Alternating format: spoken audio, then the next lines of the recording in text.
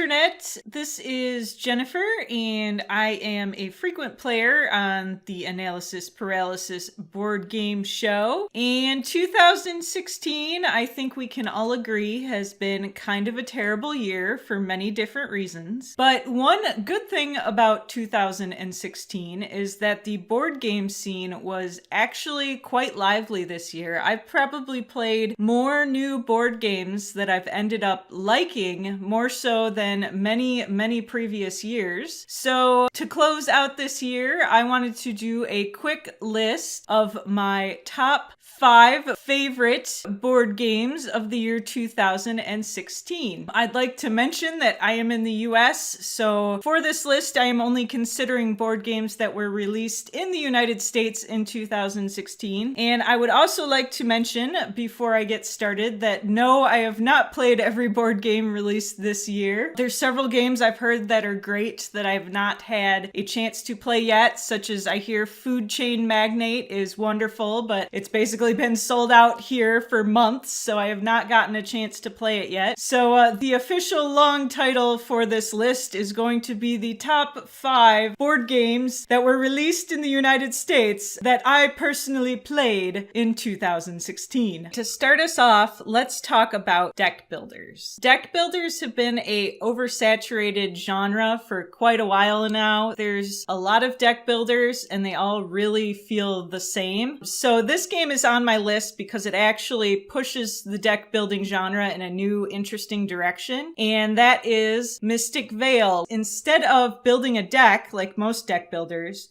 you keep the deck that you start with, but you upgrade individual cards by putting transparent inserts into the card sleeves. And I think this is a really interesting mechanic, and it kind of makes me excited for future deck builders because I want to see what people do with this new idea. I think there's a lot of different directions it can go in, and just the fact that it's reinvigorating kind of a stale genre is exciting in itself. So the next game on my list, I actually passed over the first time because I'm not a tabletop RPG kind of person, and I looked at the box for this game and I'm like, oh, it's some sort of tabletop RPG. But it's not. It's actually a set collection and dice manipulation game, and that game is Role Player. This is by a local designer, so that already warms it to my heart, but it actually is really a fun game, both mechanically, there's set collection and a turn order where you're trying to buy things in the market first and a bunch of ways to get points. But I also just like the theming a lot. The theming is really fun. The theming is you're building a D&D character, and at the end of the game, just seeing how ridiculous your character is kind of fun. Like I had like a halfling that was a monk, but was a greedy monk who was also somehow pious and also somehow psychotic.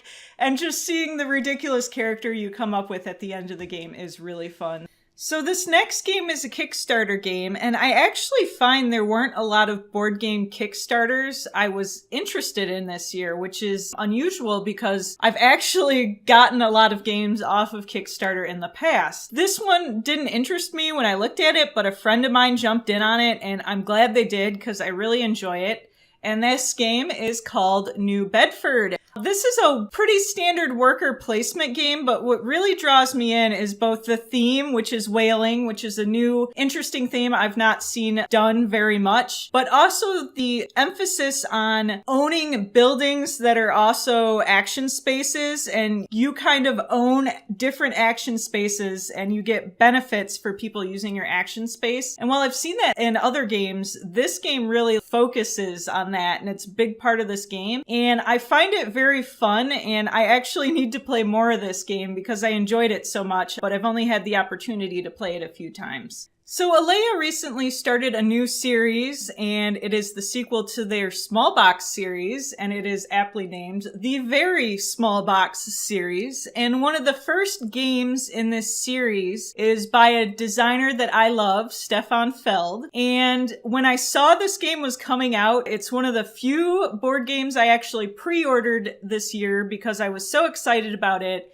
and that is the Castles of Burgundy card game. This is a scaled down version of Castles of Burgundy, and it kind of feels like Castles of Burgundy, but the mechanics are different. There's no spatial arrangement in this game. It's just purely set collection, but it is so much fun. And the thing I love about this game, being a very small box, it is extremely portable, extremely cheap, and yet still very heavy. This is probably the best price to game complexity I have ever seen in a board game. It's something like $15 and it plays like a $40 or $50 game. And it's also portable. You can fit it in your backpack. It can go on the airplane. I've put it in tiny bags, and it's just such a great game and such a complex game in such a tiny, affordable package. And that is why it is number 2 on this list. Before we get to number 1 here, I wanted to do a few honorable mentions. I didn't want to include these games on this list because they're not really new games. They're just new editions of old games, but they're good enough that I really want to mention them. The first one is Sushi Go A Party.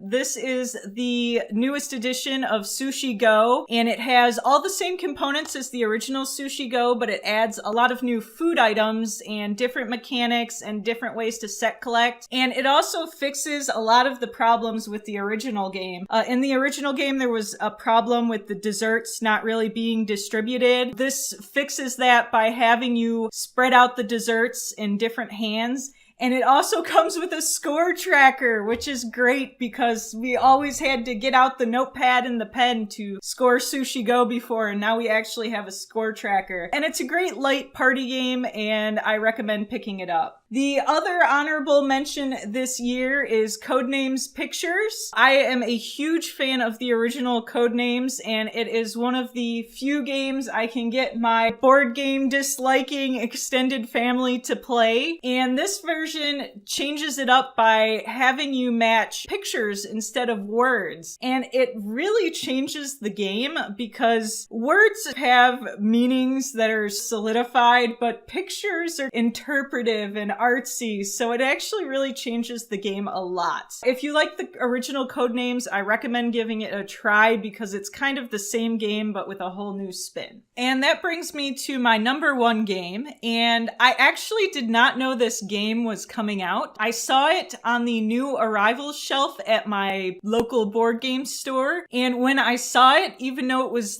something like $90, I knew immediately that I had to have it. And that's because it's by one of my favorite designers, which is Uwe Rosenberg. And the game is called A Feast for Odin.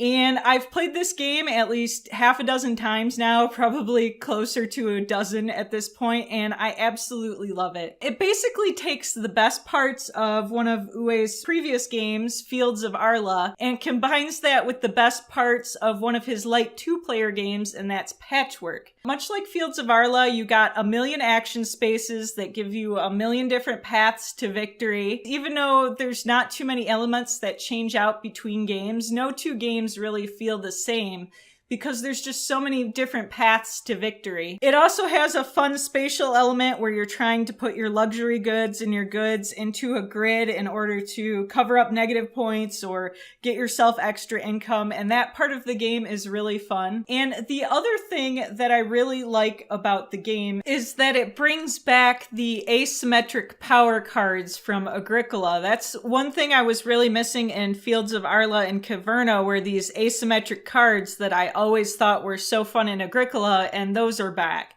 So between all those elements, I just think it's pretty much the perfect worker placement game, and it's quickly moving up into the top 10 board games of all time and not just 2016. That is my top 5 board games for 2016 that were released in the US that I actually played this year. I hope you enjoyed it. Let me know in the comments what were your favorite games this year, and I'll see you next time.